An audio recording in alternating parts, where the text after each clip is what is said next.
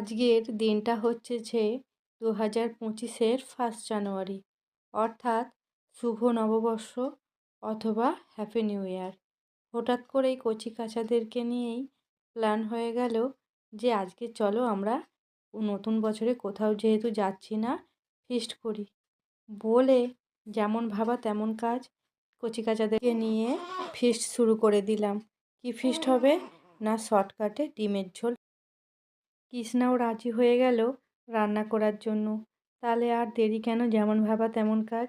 সমস্ত কিছু জোগাড়যন্ত্র করে নিয়ে কৃষ্ণা এখন রান্না করতে বসে গেছে। ও রান্নাটা একটু বেশি ভালোই করে, অন্তত আমার থেকে ভালো করে।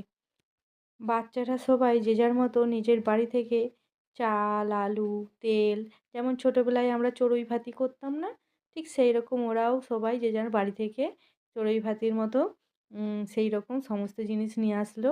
নিয়ে এসে সব কিছু দিয়ে দিল আর ফিস্ট শুরু হয়ে গেল।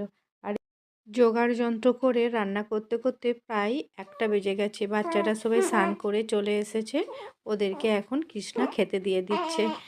আজকে চড়ুই ভাতিতে হয়েছে ডিমের ঝোল, ভাত, আর হয়েছে পাঁপড় ভাজা, চাটনি। ছোট্ট করে ছোট আয়োজন ছোটদের জন্য, আর তার সাথে আছে লেবু। আর দিনটা খুব ভালোভাবেই বাচ্চাদের সাথে আনন্দ করে করে কেটে গেল। বাচ্চাদের খাওয়ানোর পর আমি আর কৃষ্ণা খেতে বসেছি। লক্ষ্য রাখছি যে কিট্টু কিছু অন্যায় না করে বসে।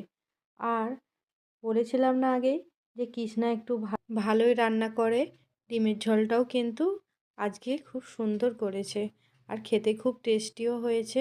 নতুন বছরের প্রথম দিনটা এত ভালোভাবে বাচ্চাদেরকে নিয়ে হই হই করে কেটে যাবে বুঝতেই পারিনি।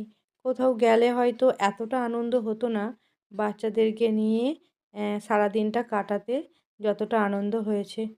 ফিস্ট করব আর কলাপাতাতে খাবো না তা কখনো হয়? দেখো আমরা ঠিক কিন্তু কলাপাতা জোগাড় করে ফেলেছি। এই কলাপাতাতে খাওয়ার আনন্দটাই অন্যরকম।